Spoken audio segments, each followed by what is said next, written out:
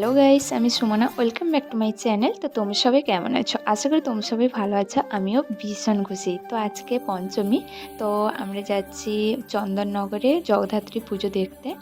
তো চলো আমাদের সঙ্গে, তোমাদেরকেও দেখাই। তো কেমন লাগছে এই ড্রেসটা পরে অবশ্যই কমেন্টে জানাবে। তো টোটো ধরে নিয়েছি স্টেশনে যাওয়ার উদ্দেশ্যে। তো চলো যাওয়া যাক। তো আমরা বিকেলে বেরিয়েছি। তো এই যে একটা ট্রেন যাচ্ছে দেখাচ্ছে। তো তারপর আমরা ওয়েট করেছিলাম। এটা হচ্ছে লিলুয়া স্টেশন। তো এখানে ট্রেন আসবে কখন দাঁড়িয়ে আছি। তো চলো।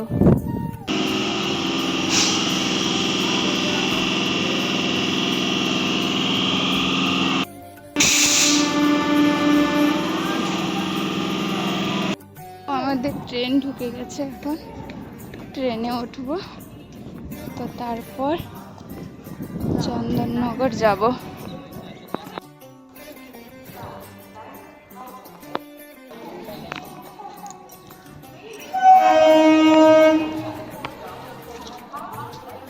তো বসে থাকতে থাকতে অবশেষে ট্রেন এলো। এই যে শেষমেশ ট্রেন আসছে। তো ওইটার জন্য বসে থাকছিলাম। এই যে লিলুয়া থেকে যাব। ও ট্রেন কাকু, দাঁড়াও দাঁড়াও, যাব।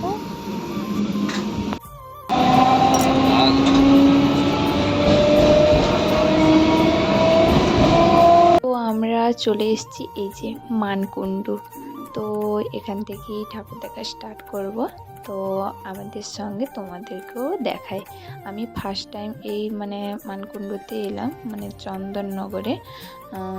তো যাই হোক, ঠাকুরগুলো বেশ ভালো করেছে। তো তোমাদের